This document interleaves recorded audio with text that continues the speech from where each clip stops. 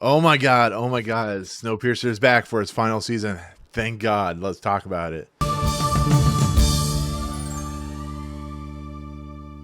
What's going on, everyone? Welcome to Movie Emporium's TV review of Snowpiercer Season 4, Episode 1, Snakes in the Garden. This episode is directed by, once again, Christoph Schrewe. Alright guys, I am super excited that Snowpiercer is finally getting its final season. I'm glad AMC took over the show. Clearly it was not welcomed at WB Warner Brothers on TNT, I think it was. I'm just super excited. I'm just glad that this final season is happening. Like Westworld, you don't know what's going to happen. I hope Westworld gets a final season. Probably won't. But here we are. AMC picked up the final season of Snowpiercer. It is a week-by-week show, and I am super excited to talk about this new episode. Now, it has been quite a while since we've talked about Snowpiercer, or at least I have. So I had to go back and kind of refresh what exactly happened, and it all kind of flooded back to me. I don't remember the main full details. I know Wilford was exiled. I know LJ died. I know that the group split into Snowpiercer and Big Alice. I know Big Alice went off to the greener pastures, the warmer weather, while Snowpiercer continued on its trajectory.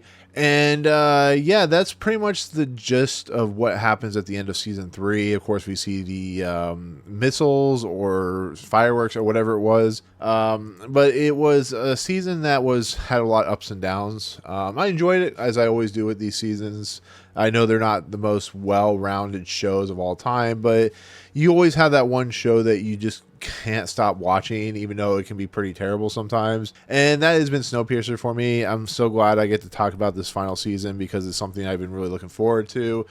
And once again, thanks to AMC for allowing me to review this series. I will do about week by week as I usually do. And so Snakes in the Garden is an episode that takes place primarily in 9 months after the whole incident that happened where the two groups split off. I'll start out with this. What we are seeing is a world where people have been stuck on a train for a long time. I think it was 20 years or whatever it is. People have had to be constrained to a tail section. People had to be constrained, and it was horrifying. It really was. People were put down. It was a class society situation.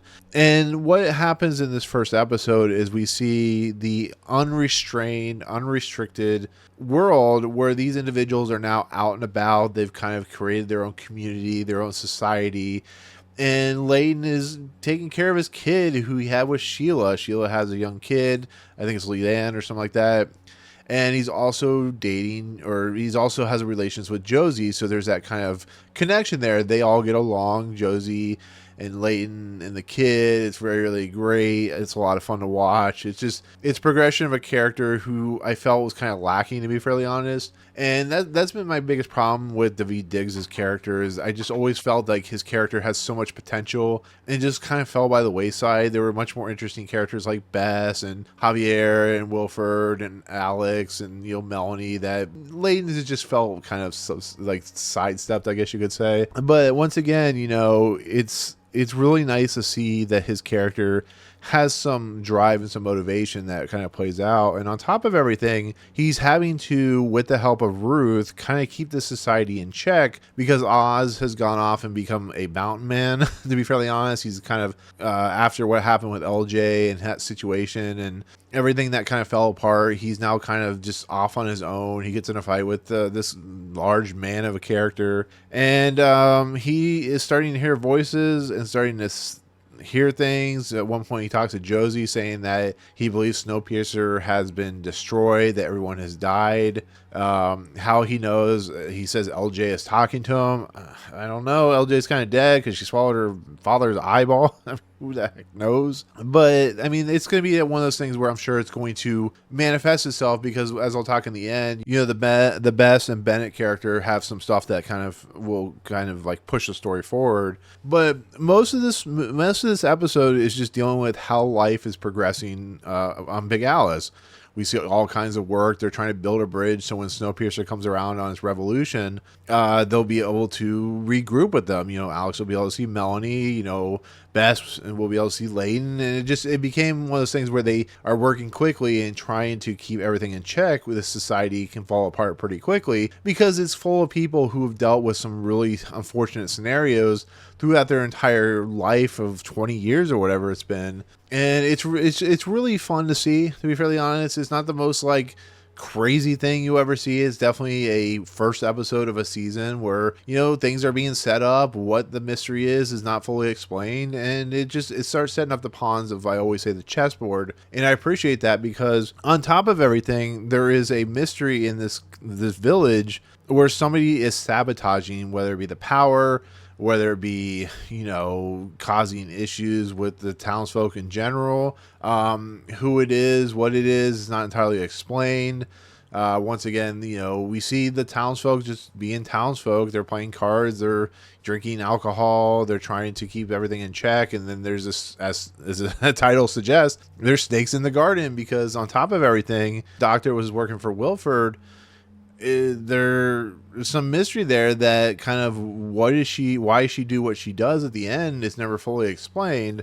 But as we see, there's some soldiers that are being kind of run by Gregg's character, who's an admiral of a peacekeeping force. But basically, they kidnap the Lena character, or whatever her name is, which is the daughter of Layton. And what that means, I don't know, to be fairly honest, because once again, is this an incident where Wilford is coming back? Because he is on the poster for the season. Is this his crew of people that he found 9 months earlier? I mean, I don't entirely know. It's once again, it's just a lot of setup for the season because it's gonna be 10 episodes or whatever. So you can't really you can't ding it that too much because it does have some interesting, fun stuff. It has some really good character development, people that and love from the series, whether it be Javier or Sam or Bess or any of these characters, Josie, Sheila, Layton. It's a nice setup. It really helps to kind of flesh out what exactly has happened after these 9 months. But there is some shocking moments in this season, or at least this first episode. It's not what I was expecting to happen. And basically what happens is after the Doctor and whatever these peacekeeping force members are take the young child from of course Sheila goes after him, and in the process of everything, she is killed. She is pushed off the side of a hill. Josie finds the help of the tall guy, and Sheila dies. It was kind of shocking, to be fairly honest. I did not expect a first episode. I mean, to be fair, people will die. I mean, it's not like it's surprising at all, but it was shocking in the simple fact that I guess because she is in this episode quite a bit, and she's kind of forefront of this entire episode. It makes sense because that does happen a lot in TV series or movies where you look at Alan Tudyk's character in, of course, the Firefly movie, whatever that was, where he's kind of forefront through a lot of the movie and he dies, and, spoiler alert for a 20-year-old movie. But the fact that she died is enough to set off Layton, which would make sense to give Layton purpose to go after who exactly killed her. Now, with that said, with how they've treated Layton in the past in this series, I question how far they're going to go with this character, how far they're going to keep him at bay. What exactly are they going to do? Because once again, he's known for having a past and having an arc that doesn't necessarily represent well, to be fairly honest. I love Daveed Diggs. I think he's a great actor. But once again, he's misrepresented a lot of times in this series, and I worry that they're going to do the exact same thing here. Could be wrong. He could end up dying. I don't entirely know.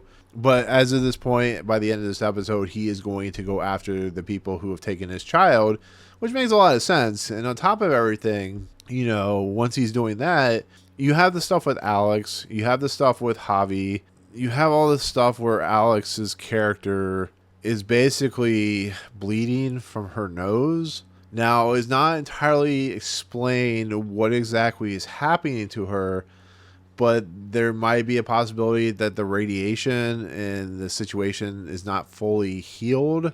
Now, whether they continue that, I can't honestly say because I have not watched the other episodes, even though, I would like to, but I want to do a week-by-week episode series.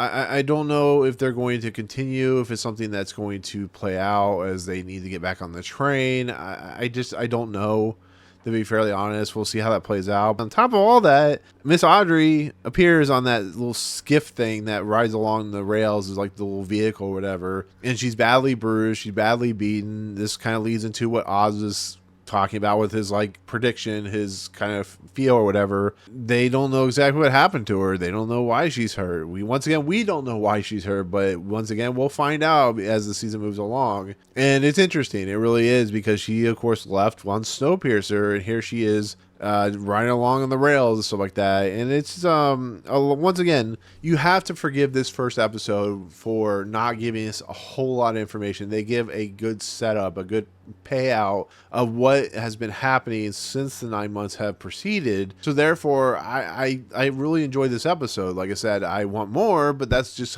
because I have to wait. It's a week by week series, so we're gonna find information. It's always been Snowpiercer's like justification for everything when they do these seasons, that they are going to slow pace the information out, but they do it on a pretty good clip. It's not always entirely successful. It doesn't always make sense. Some things they do just kind of are weird. But I have to think that they're going to do something that will make this season interesting and kind of fun. And whether it succeeds, I've been reading some of the season reviews.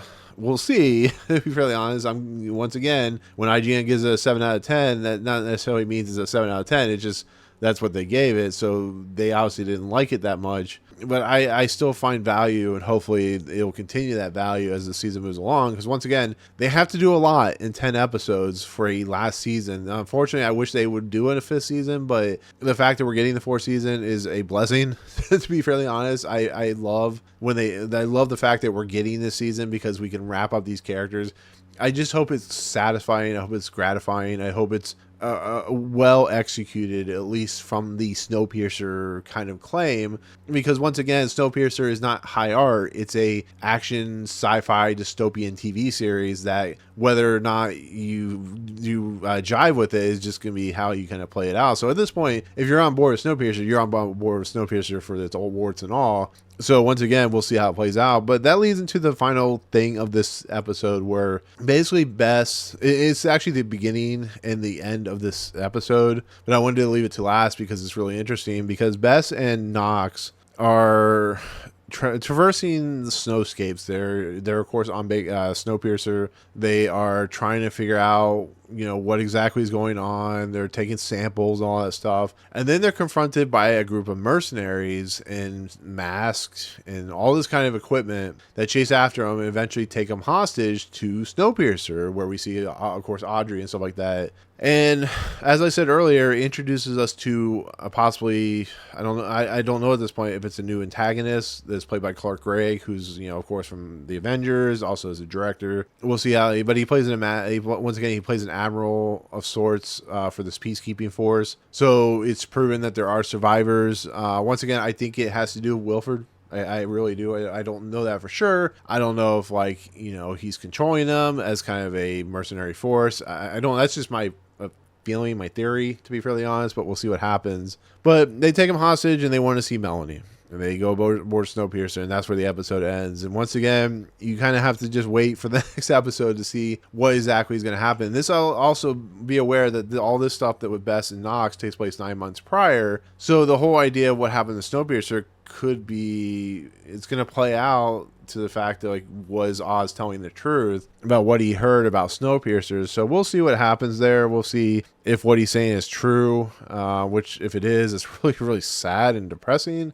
The last episode of the series is called Last Stop. So I don't know what that means. But yeah, that's kind of the episode, the first episode of the 4th season of Snakes in the Garden. A lot of opening of the onion, a lot of build up, a lot of mysteries being presented, a lot of pieces being put out there on the chessboard, and we'll find out what happens from there. I hope it's good. I hope it satisfies, and yeah. So there you go. So for my official score of this first episode, I'm going to give it an 8 out of 10. I would give it a higher score, but once again, it's like the last three seasons or whatever, where it's set up. It really doesn't have too much to go for. So an 8 out of 10 I think is perfectly fine for this episode. So anyways, there you go. That is my takes on Snakes in the Garden, season 4, episode 1 of Snowpiercer. So thank you so much for watching. Comments below, what is your theories on where this season is headed? If you have seen the season, please don't tell me. I want to find out on my own. But if you have not, let me know what your theories are. Let me know what you feel. Was that Sheila death kind of surprising or shocking? It was to me, but let me know in the comments below. Otherwise, if you like what you see on this channel, awesome, hit the subscribe button to join Movie Emporium. Hit that notification bell at top to find what's coming next. If you like the video, awesome, hit that like button, and we'll see you for next week on this season 4, episode 2 of Snowpiercer. Bye, guys.